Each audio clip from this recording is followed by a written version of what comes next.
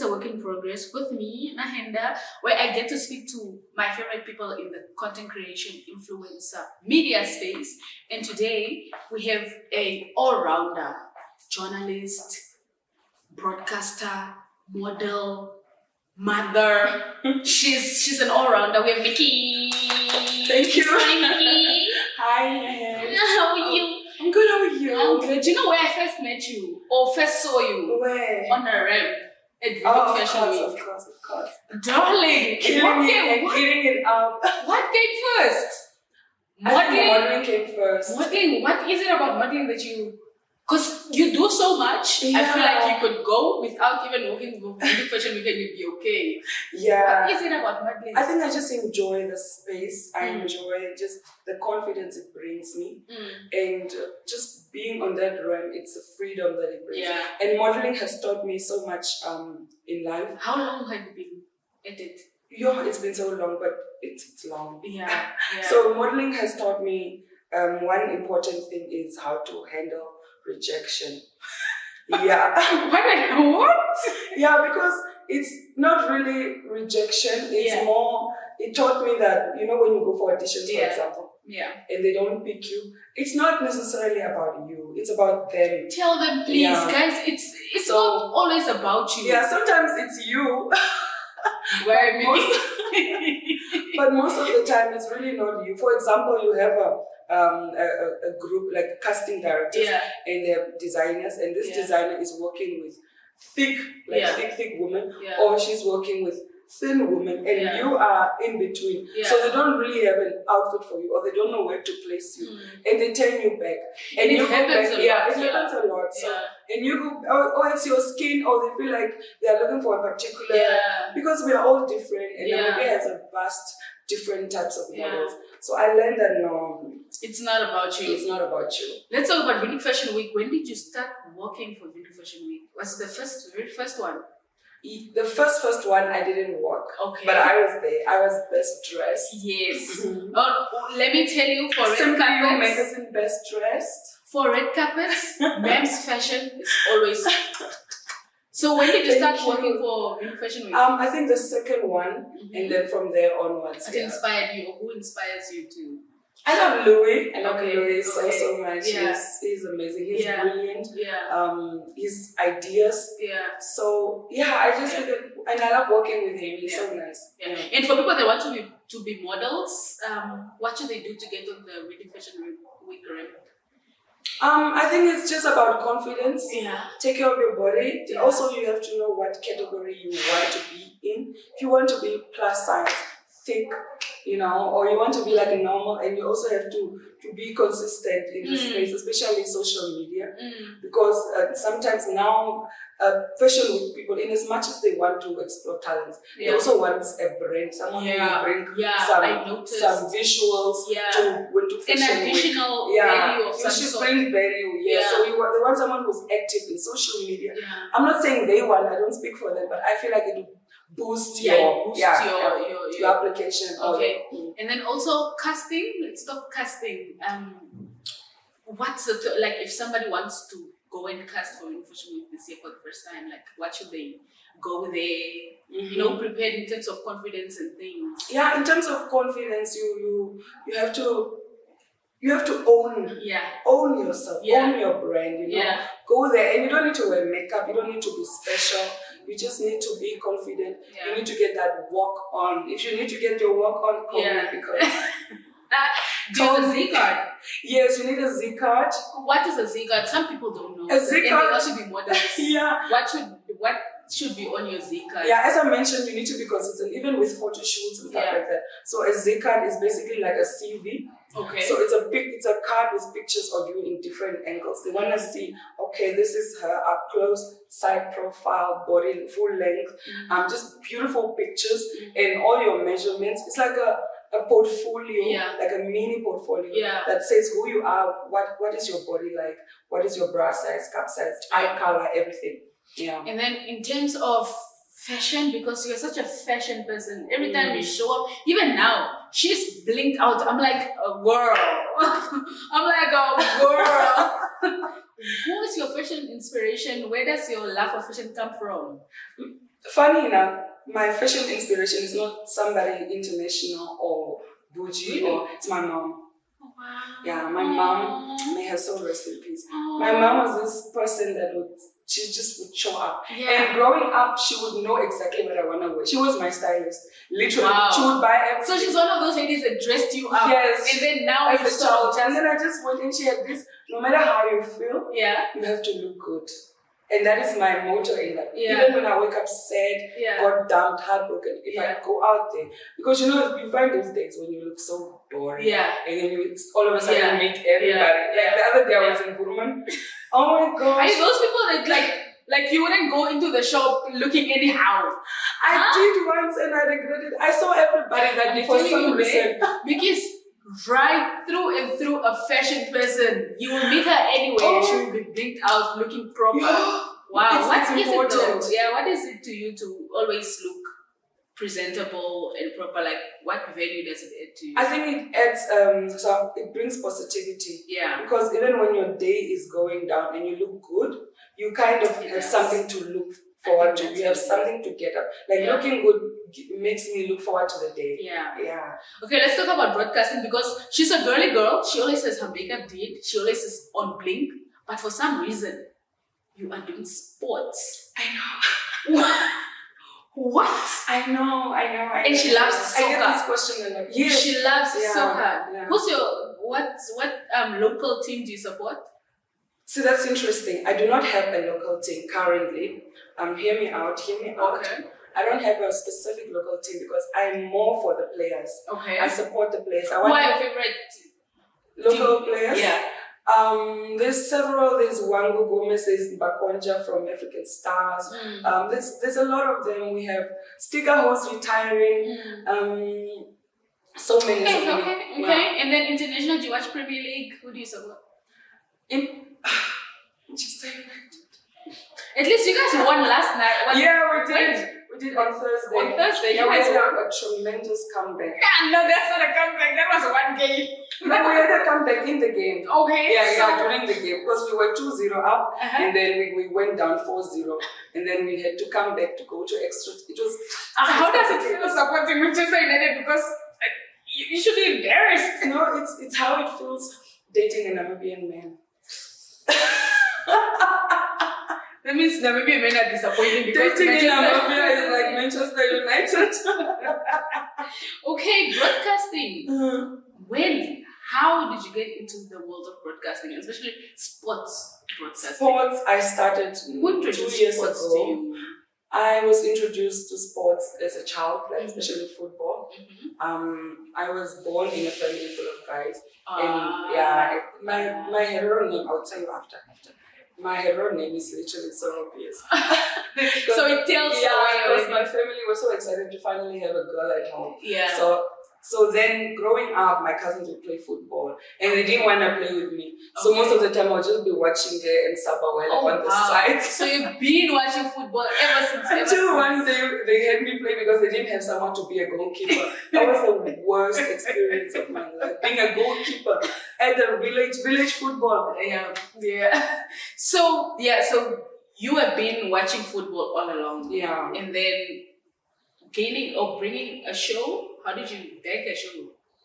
Well, I saw an opportunity like Namibian Premier League. I went 2 seasons, the season up before last season.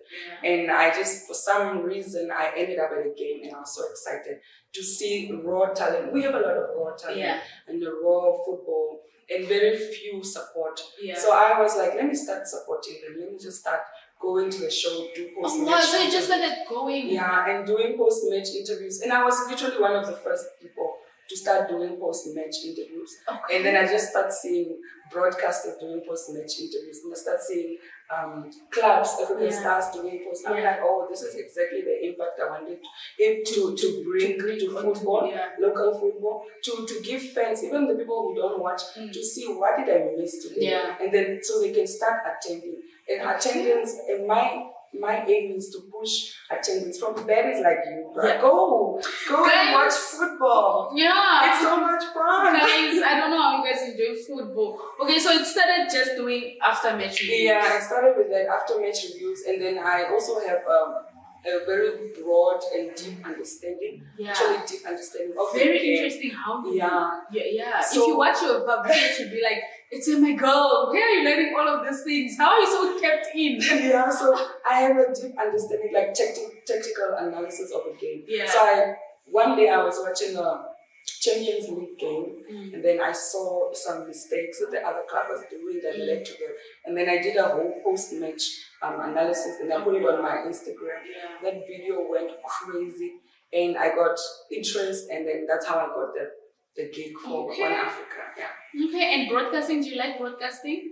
Because there's a difference between doing it on your social media and then also now you're doing it on television. I love it. Do you love it? And it's my first ever TV gig. Yeah. And I'm learning a lot because sometimes, What are the pickups somebody that wants to do what you're doing can, what? you have to be super, number one, be comfortable. Because you have to, when you are comfortable, like for me, if I'm not comfortable, I cannot think on the spot. And with broadcasting is, you need to be thinking on the spot. Yeah. You need to be creative. You have to bring in an intro. You have to, there's so much that I'm learning, and I'm really, really honored. Okay, what goes into it? Because when she came, she's like, guys, I need to prepare for my show. I'm preparing for my show. How do you prepare for a show? Let's take us through the process. So, because on the show I do technical analysis, tactical analysis of a game. So there's pre-match analysis, which is what I'm doing, like now or before the game. This is now looking at the team. For example, let's say Namibia is playing South Africa. So I need to look at Namibia's team, how they played other games, how each player played. Dion Houghton, what did he do? How did he perform? Which positions did he play? Was he full? Like it's a whole conversation. Yeah. And then you bring up the key players for that. Each team you do that, and then you watch the game, and then you do a post-match analysis. Who gave you that sort of strategy to be doing it like that, or is it like the channel sort of tells you what to do for the episode? You know, when you watch football, most people, they just watch the game and then they go. There's this comment, what do you call them, pundits that sit down and then they break down the game. Like we have football pundits. I watch them, I listen to them, and then you hear how they talk about football. Football is more than what you just see on the pitch.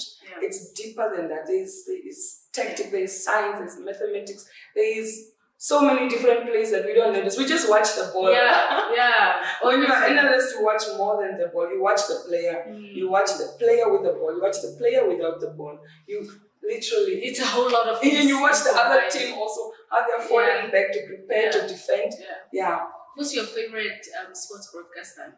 Or who do you go back to go and see how they're doing so you can be like, I want to do this next? I like... she's a broadcaster for Sky Sports. I know you want. Do you know who I know? Who do you know? What's her name? Carol? Is it Carol? I forgot her name. Yeah, it's her. I also lost. Forgot her name. Yeah. So she's one of your people that you sort of look forward or look up to go and watch. And also the Namibian girl, Jovita. I love her so much. Yeah. She first lady of sports. Honestly. So I love her so much, and she's so confident, and she has so much experience, and I really, really learn from watching her. Yeah. What do you think about the sports infrastructure? The conversations are happening about building a field and all of those things. Do you think we still need to build our sports infrastructure up? Yeah. And what can that do for soccer lovers like you guys?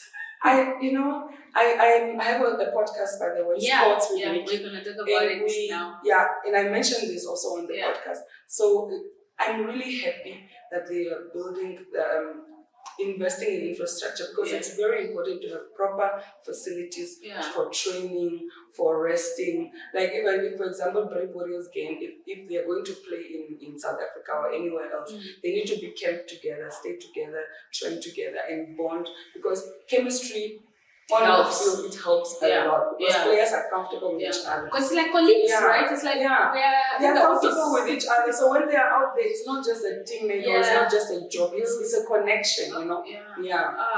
Okay.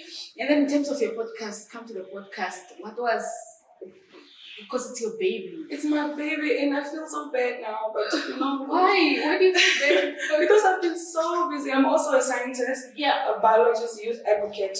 So I was so busy the past 2 months. There was a lot happening in the biodiversity area. So I abandoned my baby. But the podcast came at a time when I really needed something. I was unemployed, and I just needed something to keep me busy. So you were unemployed and you said, let me get up and actually start the engine. Yeah, I was unemployed and I was in a depressive state. And I just sat there and I'm like, you know what makes me happy? And football, sports in general makes me happy. And talking about how much money that goes into a podcast? Because people don't understand. I don't think people understand that's a lot. And her podcast is like top quality, hey? Like proper things. Like proper. We only do proper quality over here. She's such a quality girl. I'm telling you guys. Let's talk about science. How? Like, your world is so like...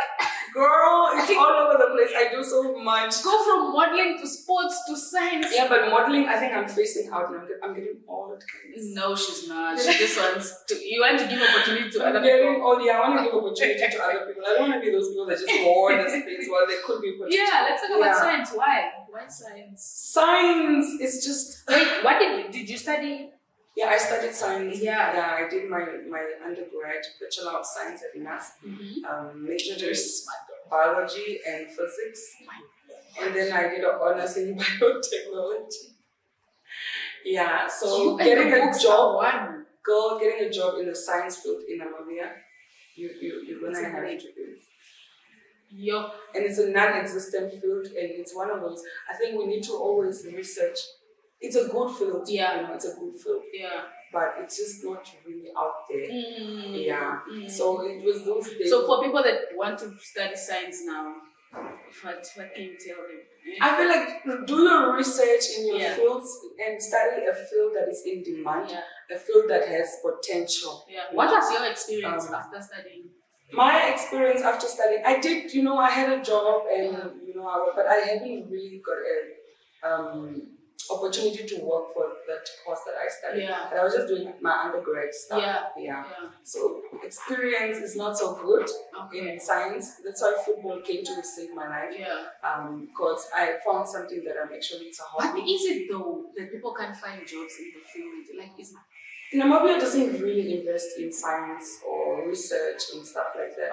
But I'm hoping with a new government and a very good minister of education, and you know, so we can probably invest in science, invest in research, so that we can make our own vaccines during times of trouble, so that we can do our own genetic testing. We send everything to South Africa.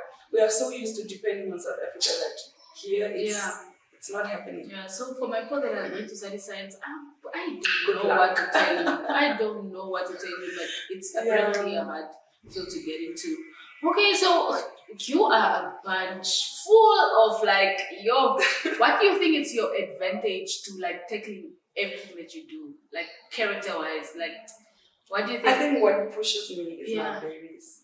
I just don't wanna, you know, you're unemployed and you go home and you don't have anything to feed your kids.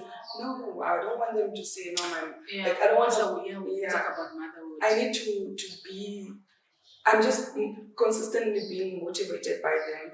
And my daughter, like, she sees me as a superhero. And I want to be probably dressed out. She's so cute. She's probably always dressed out. You know, she doesn't care about that. Oh, wow. She doesn't. She's different from you. She's very different. She has her own personality. She doesn't. Maybe she will get there, but she doesn't care much. She'll just throw on her sweatpants or she doesn't care. How is motherhood though? Juggling motherhood, but also just juggling broadcasting, but also juggling the science field and trying to find a job. But also, it's not easy in that aspect, but it's not easy, but it's rewarding because it's I don't know how to put this. It's something that keeps you balanced. It's like a focus. It's like religion. So it gives me that sense of focus. Like if ever I want to step out, if I want to mess up, can't. You I can't. have a Sort of like Yes. motivation. Yes, it's to keep motivation. going. It's something that just centers my life. It just puts me there in focus. Like, no, Mickey, wake up. Okay, you're feeling down. You didn't get the interview. Get up. Go get interviews. Go watch a sports game. Make analysis on it. Show people what you are made of. Yeah. Okay, so in terms of, because you do so much, in terms of being a mother, like, do you also like put your aspirations on to your daughter? You're like, you know what, do whatever you want. I try not to, but I see my like the little one. She has her own type of personality, and I want them to grow and be themselves. Like my mom pushed me to be myself, and I want them to do that. Choose whatever you are happy with, whatever you love doing, and do that. And luckily, the older one, she's a sport person. Really? She's an athlete. I think it's because of you. No, she's an athlete. Honestly, she can run. She's super fast. And that mother that like attends all. Oh, girl! I even like cried sports. the other day when she was running with all the kids, and she came second. I'm like, oh my gosh! That's me. I posted it on my Instagram. Like, because I'm sure you probably attend all her sports. I days. do. I attend, and I go do the most thing. I go. She probably thinks you're embarrassing. She's like, oh, mommy, don't do it. Because I attend my nephew's soccer games, and it's like, don't scream. Calm down, chill. Let me know. Don't do that. That is so nice. So I guess it's like you guys born in some sort of way. It's the best feeling so beautiful. You're also very social. So I really want to talk about branding and just like how you have branded yourself over the years. What is your sort of strategy into? Because not only do you do all these things, but it's also just an addition of like you carry yourself as a brand. I think me as a brand. I feel like she's loving it. Especially, let's start with Twitter. My Twitter as a brand is like very joking, controversial. She doesn't want to say it. Controversial. Yes, I'm just full of you're jokes. But also, you're not afraid to. Yes, to give my mind. It's more like advocacy, and also because I would speak my mind, but I'm also a bit controlled. I know what to say and what not to say. And branding myself, I don't conform. Like my brand is not something that conforms to like a Betty or like I don't count myself as an influencer. Really? No. But you I just feel like I want people to relate to me as a normal person, like just as a human. Okay. Yeah, I don't want to be because I will not post with a face bit all the time. You know, sometimes I'll just be natural. Yeah. No, I noticed like a balance of. Yes. What is it though like that? Because then one would say, is she an influencer? Is she not an influencer? Do you want to be an influencer? No, I'm just a person. I don't want to be an influencer. I just feel like there's so much. When you become an influencer, you have to control what you post a lot. There's so much. I want to have my own control. I don't want somebody else controlling what I put on my page. You can't post certain things. You have to post during certain times. I feel like my Instagram is just for people to keep up with my life. So it's just like normal human being an inspiration. Sort of. I don't know. That's a thought behind your Instagram also. Yes, that's because I always see you in like, spaces with influencers. Yeah, I do know a lot of Betty, there's Aina, like you're always like the kid, so you don't want to sort of give off influencer vibes or. It's not that I don't want, it's just what my Instagram is right now. So that's why a lot of brands don't really relate to me because it's not, my page is not like direct. It's also that conversation on some, do you want to work with brands or you don't want to work with? I would like to work with brands that are interested in sports. What brands do you want to work with? We can say PST Bet, we can say companies like that. I would like anything that has to be sporty. Does your podcast have a sponsor? Not yet, not at the moment, Do you want to have a sponsor? I want to have a writing sponsor, a proposal soon to people because you have like top quality filming and everything. So I feel like a sponsor would do like a PST. Yeah, a sponsor would do. Even MTC. I love MTC, and I love that they are investing in sports as well with the Maris Cup. Yeah. So that's the type of brand I want to work with. Not a brand that's going to control my personality. A brand that's already going to add on who I am, and I'm a sport person. So yeah, that's more or less what I would like. And maybe I can be a sport influencer. You see? There's also sports influencer. Okay. You know? Thank you so much for coming through, man. This was such a good There's conversation. so much to talk about. There's so much to talk about, guys. This was such a good conversation because we probably almost touched on everything. Yeah. We now know that Mickey is a very living modeling for you guys. Yeah. She's stepping down as the Queen Mother. So you're not doing Fashion Week this year. It's a 10th anniversary, so I just have to. Please. But we'll see. Please. We'll see. Okay. Thank you so much for coming through. Where can people catch you? Because I feel like people need to hear your views on X. At Mickey Right. Mickey Right. Yeah. It's Instagram, Twitter, TikTok, it's at Mickey Right. Facebook, Mickey Kampam. Yeah. And the podcast? Sports with Mickey on YouTube and Instagram. Alright, thank you so much for coming through. I'll be right back. Catch Mickey on all of the social media platforms she gave you, and yeah.